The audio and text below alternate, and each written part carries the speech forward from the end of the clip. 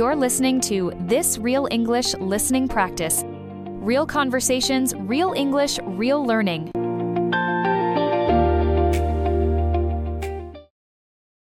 Anna and Tom's journey around the world. Anna and Tom were two good friends from the UK. They both worked in London, Anna as a graphic designer and Tom in marketing. Every day, they took the same train, drank coffee at the same cafe, and talked about their dream of seeing the world. It was always just an idea, something they spoke about when the weather was grey or the news was boring. But one winter morning, something changed. Tom looked out of the rainy cafe window and said, "Why don't we actually do it?" Anna laughed, thinking he was joking. But he wasn't. That afternoon, they started planning their journey around the world. They didn't want a luxury vacation. They wanted real experiences. They wanted to learn about different cultures, eat local food, and meet people from all walks of life. They made a plan to travel for 1 full year. They saved money, quit their jobs, and bought a round-the-world ticket. Their first destination was Japan. When they arrived in Tokyo in early April, cherry blossoms were blooming across the city.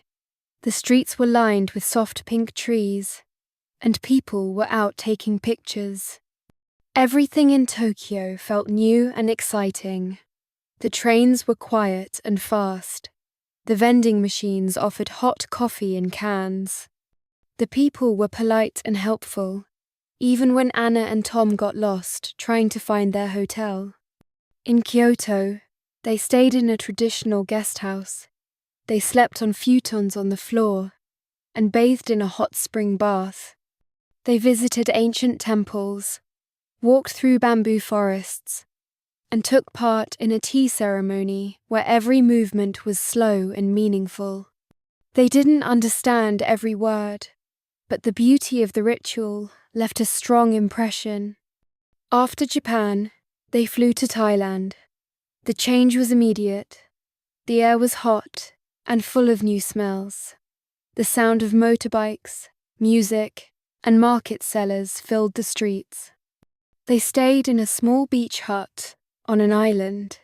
Every morning, they swam in warm, clear water and drank fresh coconut juice. They visited night markets full of colours and smells.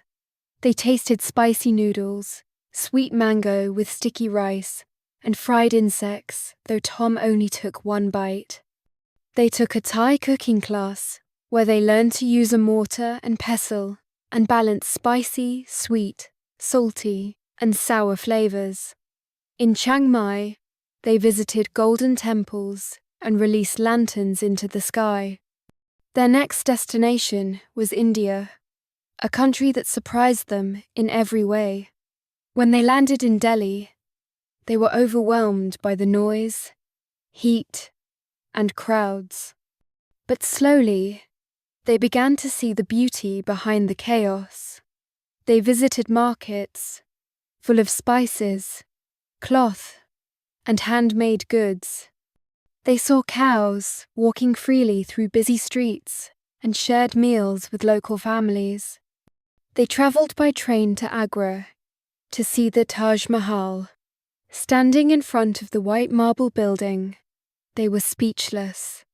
They sat in silence, watching the sunlight change the colour of the walls. In Varanasi, they watched people perform rituals on the banks of the Ganges River. The experience was emotional and powerful, and it taught them to respect beliefs that were different from their own. From India, they flew to Brazil. It was Carnival season in Rio de Janeiro. The streets were full of music, dancing, and colourful costumes. People smiled and laughed as they moved to the beat of samba drums. Anna and Tom joined the crowds, dancing late into the night. They visited Christ the Redeemer and watched the sunset from Sugarloaf Mountain. They learned a few words of Portuguese and used them proudly at cafes and shops. In Salvador, they watched capoeira dancers move like waves. They talked to people about life, history, and the deep African influence on Brazilian culture. On the beach, they ate grilled cheese from vendors and drank cold fruit juice. In South Africa, they explored a completely different world. They went on a safari in Kruger National Park. They woke up before sunrise, drove through dusty roads, and searched the grasslands for wild animals. They saw elephants, giraffes, zebras, and even a lion sleeping under a tree. They stayed in a lodge near a small village. One afternoon, they visited a school where children sang songs and asked them questions about life in the UK. Anna and Tom were touched by the kindness they received.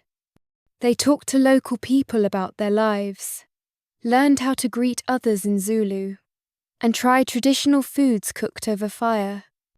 After months of moving from place to place, they decided to rest in Italy. They rented a small flat in a quiet town in Tuscany. In the mornings, they walked to the bakery for warm bread.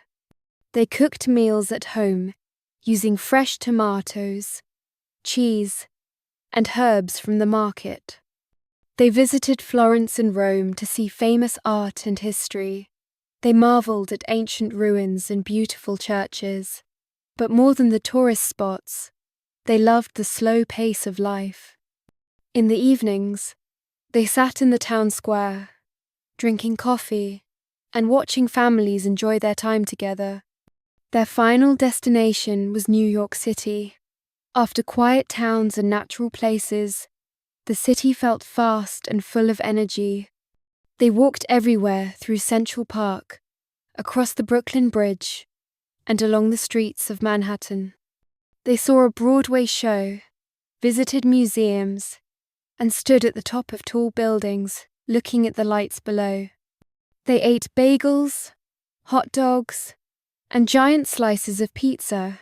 They listened to people speaking many different languages. They met travelers, artists, and shop owners. Everyone had a story. And even though they were only there for a week, they felt like they had touched the heart of a great city. After 1 year, Anna and Tom returned home. They were tired but full of memories. Their suitcases were filled with souvenirs, but their hearts were full of experiences. They had learned how big and beautiful the world could be. They had met people who lived very differently, but shared the same hopes, fears, and joys. They sat again in the same cafe where it all started. The weather was grey, and the coffee tasted the same. But they were not the same. Travel had changed them. It had taught them patience, curiosity, and respect.